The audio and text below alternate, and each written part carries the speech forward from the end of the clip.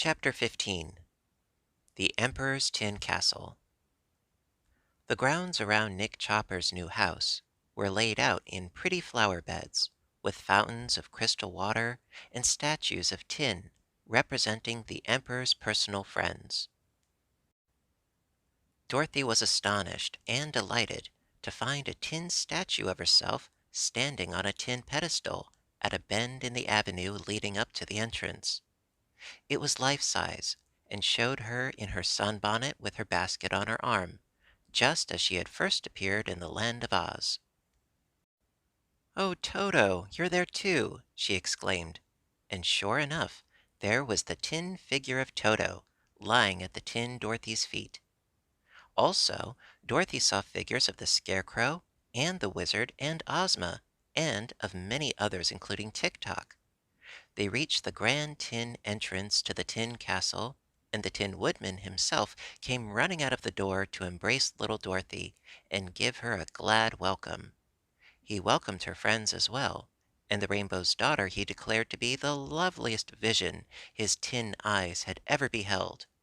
He patted Button-Bright's curly head tenderly, for he was fond of children, and turned to the Shaggy Man and shook both his hands at the same time. Nick Chopper, the Emperor of the Winkies, who was also known throughout the Land of Oz as the Tin Woodman, was certainly a remarkable person. He was neatly made, all of tin, nicely soldered at the joints, and his various limbs were cleverly hinged to his body, so that he could use them nearly as well as if they had been of common flesh. Once, he told the Shaggy Man, he had been made all of flesh and bones, as other people are, and then he chopped wood in the forests to earn his living. But the axe slipped so often and cut off parts of him, which he had to replace with tin, that finally there was no flesh left, nothing but tin, so he became a real Tin Woodman. The wonderful Wizard of Oz had given him an excellent heart to replace his old one, and he didn't at all mind being tin. Everyone loved him. He loved everyone, and he was therefore as happy as the day was long. The Emperor was proud of his new tin castle, and showed his visitors through all the rooms.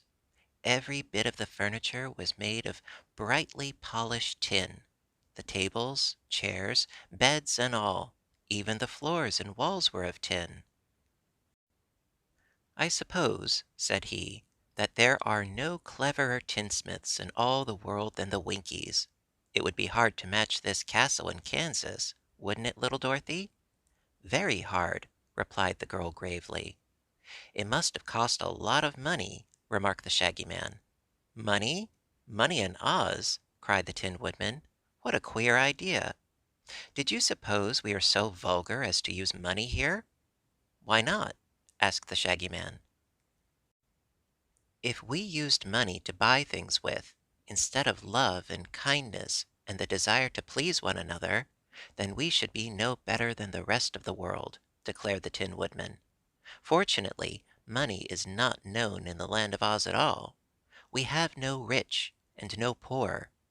What one wishes, the others all try to give him in order to make him happy, and no one in all Oz cares to have more than he can use." "Good!" cried the Shaggy Man, greatly pleased to hear this. "I also despise money. A man in Butterfield owes me 15 cents, and I will not take it from him. The Land of Oz is surely the most favored land in all the world, and its people the happiest. I should like to live here always." The Tin Woodman listened with respectful attention. Already he loved the Shaggy Man, although he did not yet know of the Love Magnet. So he said, "If you can prove to the Princess Ozma that you are honest and true and worthy of our friendship, you may indeed live here all your days and be as happy as we are." "I'll try to prove that," said the Shaggy Man earnestly. "And now," continued the Emperor, "you must all go to your rooms and prepare for dinner, which will presently be served in the grand tin dining hall. I'm sorry, Shaggy Man, that I cannot offer you a change of clothing, but I dress only in tin myself, and I suppose that would not suit you." "I care little about dress," said the Shaggy Man indifferently. "So I should imagine," replied the Emperor with true politeness. They were shown to their rooms and permitted to make such toilets as they could, and soon they assembled again in the grand tin dining hall, even Toto being present, for the Emperor was fond of Dorothy's little dog, and the girl explained to her friends that in Oz all animals were treated with as much consideration as the people, if they behaved themselves, she added. Toto behaved himself, and sat in a tin high chair beside Dorothy, and ate his dinner from a little tin platter. Indeed, they all ate from tin dishes, but these were of pretty shapes and brightly polished. Dorothy thought they were just as good as silver. Button Bright looked curiously at the man who had no appetite inside him, for the Tin Woodman, although he had prepared so fine a feast for his guests, ate not a mouthful himself, sitting patiently in his place to see that all built so that they could eat were well and plentifully served. What pleased Button Bright most about the dinner was the tin orchestra that played sweet music while the company ate. The players were not tin, being just ordinary Winkies, but the instruments they played upon were all tin: tin trumpets, tin fiddles, tin drums and cymbals, and flutes and horns and all. They played so nicely the Shining Emperor Waltz, composed expressly in honor of the Tin Woodman by Mr. H. M. Wogglebug, T.E., that Polly could not resist dancing to it. After she had tasted a few dewdrops freshly gathered for her, she danced gracefully to the music while the others finished their repast, and when she whirled until her fleecy draperies of rainbow hues enveloped her like a cloud, the Tin Woodman was so delighted that he clapped his tin hands until the noise of them drowned the sound of the cymbals. Altogether it was a merry meal, although Polychrome ate little, and the host nothing at all. "I'm sorry the Rainbow's Daughter missed her mist cakes," said the Tin Woodman to Dorothy, "but by a mistake Miss Polly's mist cakes were mislaid, and not missed until now. I'll try to have some for her for breakfast."